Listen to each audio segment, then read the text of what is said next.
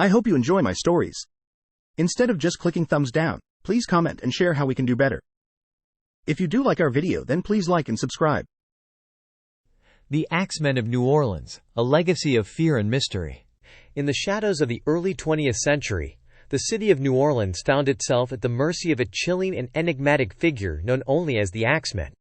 Over the span of 1918 to 1919, this spectral assailant unleashed a spree of brutal violence that left the community grappling with fear and intrigue, a terror that to this day remains one of American criminal history's most perplexing unsolved mysteries. The identity of the Axeman has never been uncovered, leading to a century-long speculation. Was this string of murders the handiwork of a lone serial killer? Or were these violent acts a part of larger organized crime disputes? Victims of these heinous crimes were often attacked in the presumed safety of their own homes, with the killer employing axes, razors, or other sharp tools as instruments of death. A sinister pattern soon emerged, as many victims were of Italian descent, igniting theories of ethnic targeting. Yet another prevailing theory implicated the mafia, further entangling the mystery in a web of potential motives and suspects. The saga began with the brutal killing of Joseph and Catherine Maggio, a couple who operated a grocery in Barham from their residence. On the night of May 23, 1918, the Axeman made his grim entry, mercilessly slashing the couple's throats and delivering fatal axe blows. Discovered by Joseph's brothers in a scene of horror, police investigations revealed chilling clues, including a razor discarded in a neighbor's yard and blood-stained clothing hidden nearby, hinting at a killer who coldly calculated his escape. The list of victims grew, including Louis Bissumer and his mistress Harriet Lowe, discovered in a blood-soaked state by a bakery delivery driver in the early hours of June 27. The couple had been struck with an axe, sparking a sensational aftermath filled with accusations and tragedy, as Lowe succumbed to her injuries months later, after a surgery aimed at addressing her attack-induced paralysis. These attacks, among others, wove a tapestry of terror across New Orleans, leaving a legacy of unanswered questions. The theories of ethnic violence, organized crime involvement, and the enigmatic nature of the Axeman himself continued to fuel investigations and fascinations alike. Who was the Axeman of New Orleans, and what drove him to commit such ruthless acts of violence? The mystery, wrapped in the eerie mists of time, remains unsolved, compelling a new generation of sleuths and curious minds to ponder the true story behind these infamous crimes. A series of terrifying attacks, the shadow of the Axeman looms over New Orleans. In a disturbing pattern of violence that has gripped the city of New Orleans, the community remains on edge as authorities work to connect a series of brutal attacks stretching back to August 5. The victims, each attacked in their own homes under the cloak of darkness, share eerily similar stories of survival and loss, leaving the city to wonder if the infamous Axeman is to blame. The Anna Schneider incident, a prelude to terror. In the early evening hours of August 5, 28-year-old Anna Schneider, 8 months pregnant, became one of the first suspected victims. Found by her husband Ed in a pool of blood with a severe gash on her scalp, police theorized the weapon was a household lamp. Miraculously, Schneider and her unborn child survived the ordeal, with the baby being born just 2 days later. This attack prompted investigators to consider a possible link to the earlier unsolved Maggio and Bessumer cases, marking the first time the notion of a repeat offender emerged. The murder of Joseph Romano witnessing the Axeman. Just 5 days later, the city's fears escalated with the murder of Joseph Romano, an elderly man living with his nieces, Mary and Pauline Bruno. The nieces, awakened by a commotion, discovered Romano with severe head wounds and caught a fleeting glimpse of the assailant, a large dark-skinned man, clad in a dark suit and hat, fleeing the scene. Romano succumbed to his injuries within days, marking a pivotal moment when the legend of the Axeman became a palpable terror in the minds of New Orleans residents. The Cortimiglia family tragedy. 7 months after Romano's death, the Axeman's shadow fell upon the Cortimiglia household. Orlando Giordano, a neighbor, was alerted by harrowing screams and found Rosie Cortimiglia and her husband, Charles, both severely injured, with their 2-year-old daughter Mary tragically dead. The scene bore the hallmarks of the Axeman's brutality, a bloody axe left behind, signaling another random and unprovoked attack. Unrelenting fear. The cases of Steve Boca and Sarah Lauman. As the community struggled to make sense of the violence, Steve Boca became the next recognized victim on August 10, attacked by a dark figure and left for dead on the street outside his home. Similarly, on the night of September 3, 19-year-old Sarah Lauman was found severely injured in her bed by neighbors, with an axe discovered on her front lawn. Both survived, but were unable to provide details that could lead to their assailant's capture. The city on edge. The Axeman's string of attacks has cast a long shadow over New Orleans, with panic spreading as quickly as the rumors of his next appearance. Despite intensive investigations and increased vigilance among the city's residents, the identity and motives of the Axeman remain shrouded in mystery. As the city holds its breath, one question prevails. Will the Axeman strike again, or can justice finally put an end to this cycle of violence? In a chilling reminder of the terror that gripped New Orleans, the final assault attributed to the enigmatic figure known only as the Axeman occurred on October 27, 1919.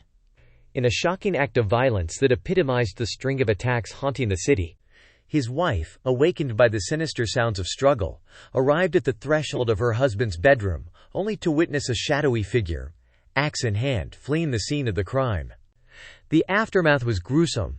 Pepitone suffered fatal blows to the head, his blood painting the room in evidence of the horror that had unfolded.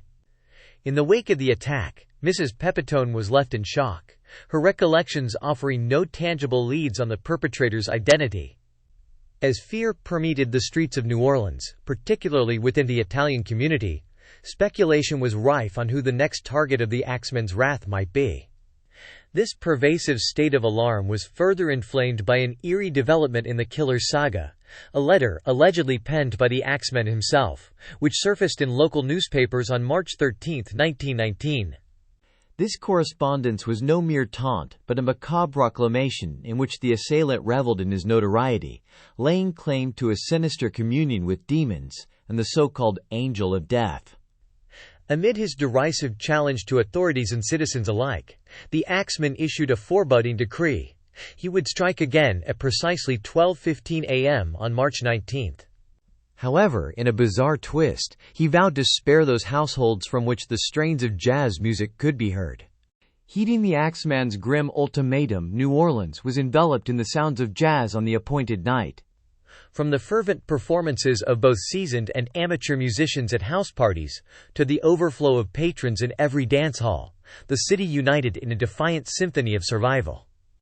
Remarkably, this collective act of resistance appeared to have thwarted the Axeman's plans, as no murders were reported on that night. This strange episode in the Axeman's reign of terror left an indelible mark on the city's history, a macabre tale of fear, defiance, and the unexplained mystery that still shrouds the identity of this notorious killer. Here is the entirety of the Axeman's letter. Hell, March 13, 1919. Esteemed mortal. They have never caught me, and they never will. They have never seen me, for I am invisible, even as the ether that surrounds your earth. I am not a human being, but a spirit and a demon from the hottest hell. I am what you Orleanians and your foolish police call the Axeman. When I see fit, I shall come and claim other victims. I alone know whom they shall be. I shall leave no clue except my bloody axe, bids blood and brains of he whom I have sent below to keep me company. If you wish, you may tell the police to be careful not to rile me. Of course, I am a reasonable spirit. I take no offense at the way they have conducted their investigations in the past. In fact, they have been so utterly stupid as to not only amuse me, but His Satanic Majesty, Francis Joseph, etc. But tell them to beware. Let them not try to discover what I am for it. Were better that they were never born than to incur the wrath of the Axeman. I don't think there is any need of such a warning, for I feel sure the police will always dodge me as they have in the past. They are wise and know how to keep away from all harm. Undoubtedly you Orleanians think of me as a most horrible murderer, which I am, but I could be much worse if I wanted to. If I wished, I could pay a visit to your city every night. At will I could slay thousands of your best citizens, for I am in close relationship with the Angel of Death. Now, to be exact, at 12:15, earthly time, on next Tuesday night, I am going to pass over New Orleans. In my infinite mercy, I am going to make a little proposition to you people. Here it is. I am very fond of jazz music, and I swear by all the devils in the nether regions that every person shall be spared in whose home a jazz band is in full swing at the time I have just mentioned. If everyone has a jazz band going, well, then so much the better for you people. One thing is certain, and that is that some of your people who do not jazz it out on that specific Tuesday night, if there be any, will get the axe. Well, as I am cold and crave the warmth of my native Tartarus, and it is about time I leave your earthly home, I will cease my discourse. Hoping that thou wilt publish this, that it may go well with thee, I have been and will be the worst spirit that ever existed, either in fact or realm of fantasy. The Axeman. Unmasking the Axeman, New Orleans' grisliest unsolved mystery. In the shadowy alleys of 1919 New Orleans, a ruthless axe murderer stalked the night, leaving a trail of blood and fear that has mystified historians and criminologists for over a century. The Axeman's identity remains one of America's most chilling, unresolved enigmas, a testament to an era when investigative limitations severely hampered law enforcement's ability to solve crimes. Without modern forensic techniques, surveillance technology, or the omnipresent digital eyes of today, the authorities of the time grappled blindly with a case that seemed to defy resolution. Amid this backdrop of early 20th century policing constraints, detectives pursued leads with the few resources at their disposal, navigating a labyrinth of dead ends and false starts. The investigation into the Axeman's reign of terror revealed a list of suspects, none of whom would ever be conclusively tied to the series of brutal murders. Among these, Andrew Maggio and Louis Ubicon stood out, each encapsulating the difficulties faced by law enforcement. Andrew Maggio, caught in a web of suspicion following the gruesome murder of his brother Joseph and sister-in-law Catherine, became an object of scrutiny. The absence of robbery as a motive, coupled with the discovery of a murder weapon belonging to Andrew, painted a damning picture. However, his account of a mysterious figure lurking outside the murder scene, alongside his alibi of being incapacitated by alcohol, ultimately led to his release. Similarly, the arrest of Louis Ubicon highlighted the racial prejudices and investigative pitfalls of the time. Ubicon, a 41-year-old African-American and former employee at one of the victim's grocery stores, found himself ensnared by a haphazard identification from a surviving victim and his own inconsistent statements. However, as with Maggio, the lack of concrete evidence and the eventual dismissal of the robbery motive saw Ubicon freed, with his name added to the list of those swept up in the wake of the Axeman's terror. The Axeman of New Orleans, a figure who evaded capture with a mix of cunning and the fortunate limitations of early 20th century police work, remains a haunting symbol of the imperfections of justice and the enduring fascination with unsolved crimes. As we look back from our digitally surveilled world, the mystery of the Axeman serves as a grim reminder of the darkness that can lurk in the human heart, and the challenges of bringing such darkness to light. Amidst tragedy, accusations of espionage and wrongful convictions unfold.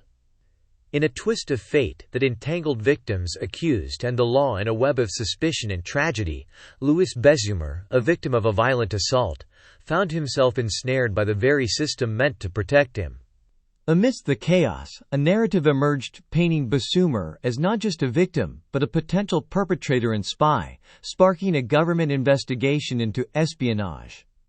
The discovery of letters in multiple foreign languages at Besumer's residence only fueled the flames, leading to a 9-month imprisonment before his acquittal in May 1919. Harriet Lowe, another figure in this dark tableau, pointed fingers at Besumer, accusing him of espionage and attacking her. The allegations came during a delirious state, propelling Lowe into the media spotlight, where her sensational and often unfounded accusations against Besumer captivated the public's imagination. In a related thread of misfortune, James Gleason found himself caught in the crosshairs of the law following the Anna Schneider attack.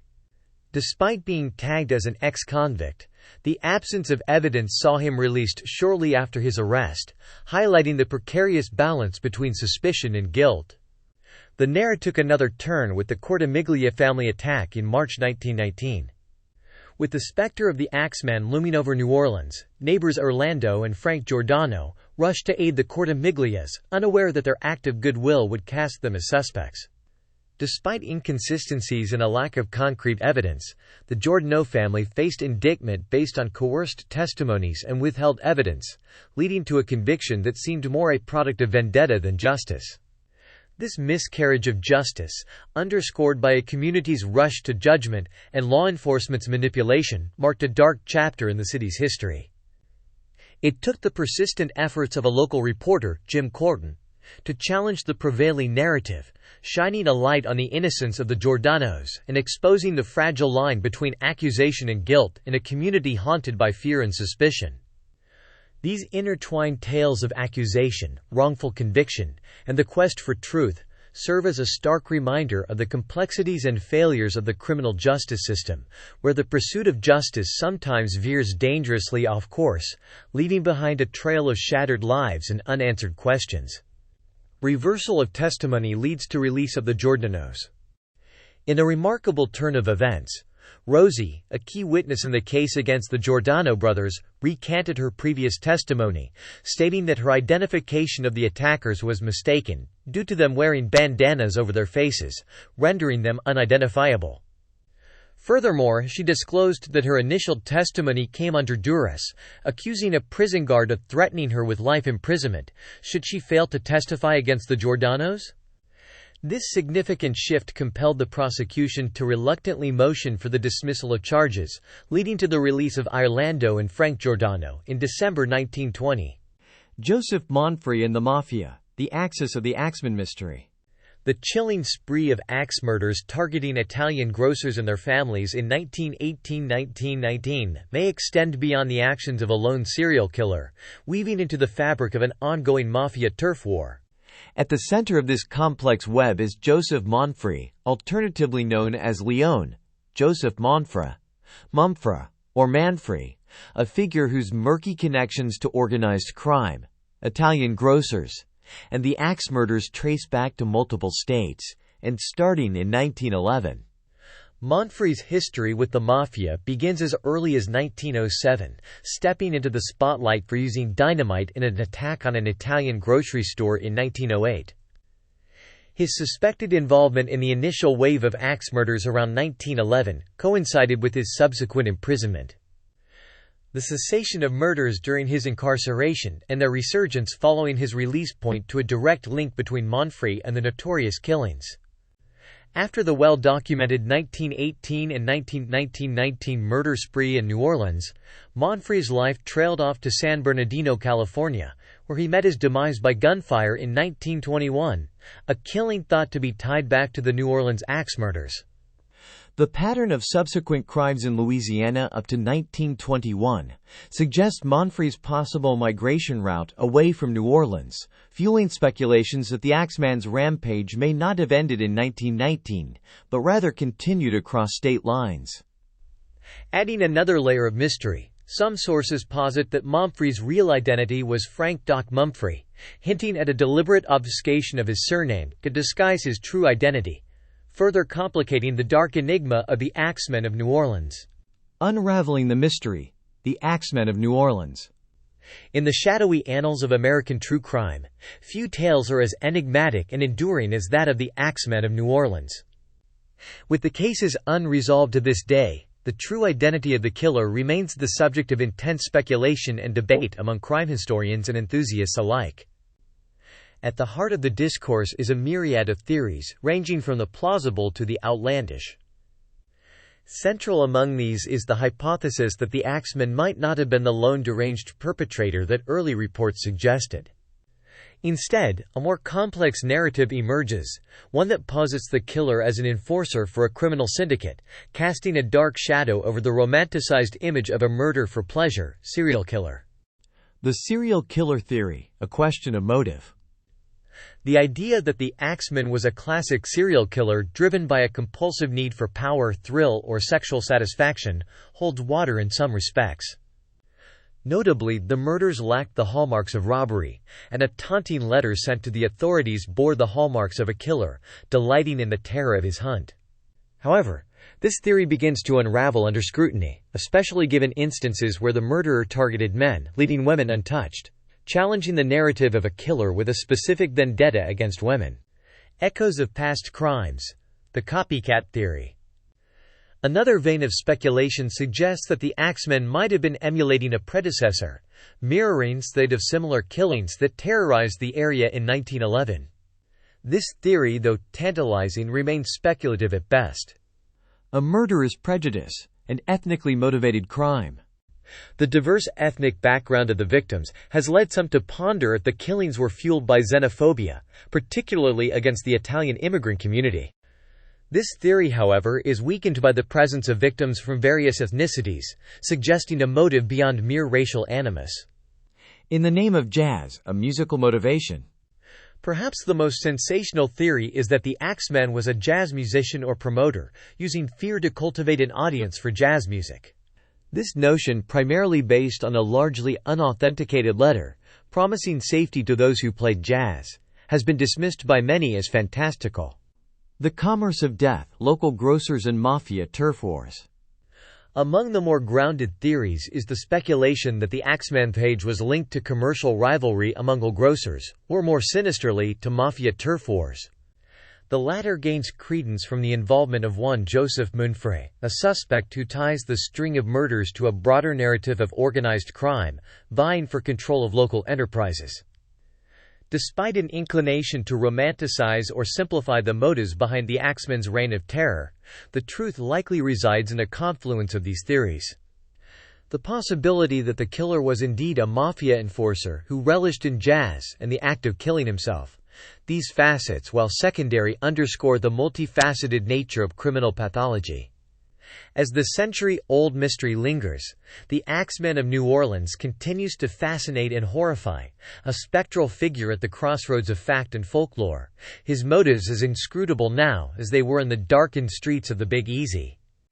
In the realm of popular culture, the lasting echoes of the Axeman mystery. The Axeman of New Orleans, a case shrouded in mystery and macabre fascination, still permeates the cultural fabric of the city and beyond. Among the most iconic legacies of this enduring mystery is the 1919 jazz song, The Mysterious Axeman's Jazz. Don't Scare Me, Papa. This piece of music has transcended its origins to become a quasi-standard within the genre, inspiring an array of cover versions over the years. The enigmatic and unresolved nature of the Axeman murders has garnered an almost mythic status, consistently captivating the imagination of the public and creators alike. The story has been a fertile ground for an array of cultural expressions and explorations. A testament to the case's gripping allure are the multiple literary adaptations it has inspired, notably including 2 novels, both titled The Axeman's Jazz. The mystery has further been the basis for numerous other books, a variety of short stories and musical projects that delve into the rich New Orleans jazz tradition.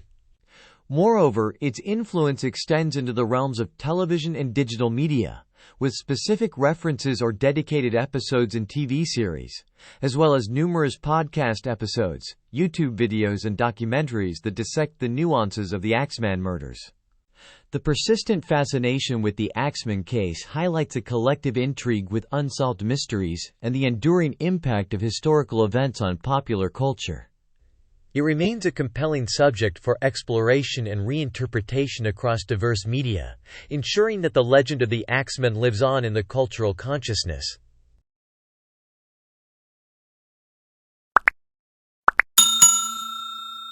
I would like to thank you for watching the video to the end.